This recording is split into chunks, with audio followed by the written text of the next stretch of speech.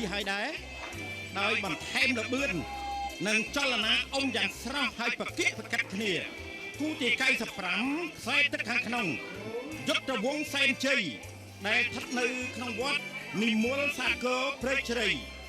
ពូរៀងខេត្តព្រៃវែងបាទទុកនេះឧបត្ថម្ភដោយឯកឧត្តមវងពិសេនខ្សែទឹកខាងក្រៅខ្សែទឹកខាងក្រៅព្រះទីន័ងអធិរាជសែនជ័យដែលស្ថិតនៅក្នុងវត្តមនីប្រសិទ្ធិវង្សព្រែកភ្នៅរាជធានីភ្នំពេញគឺជាទូករបស់សម្ដេចព្រះឧត្តមវង្សាមុងរាបាទសម្ដេចមុងរានៅខ្សែទឹកខាងក្រៅបាទដូចជាកំពុងតែបងចាញ់ចំណែកឯយុទ្ធវង្សសែនជ័យរបស់អាដាមវងពិសេនអត់ពេលនេះសំទោសឃើញថាស្មើគ្នាវិញហើយដោយខ្សែទឹកខាងក្រៅគឺมันបន្ថយលបឿនទេมันបន្ថយលបឿនទេឯខ្សែទឹកខាងក្នុងក៏បន្ថែមលបឿនទៀតដែរបាទគឺសង្កត់ប្រហែលជាមួយខ្ទង់ហើយសម្រាប់ខ្សែទឹកខាងក្នុងយុទ្ធវង្សសែនជ័យបាទ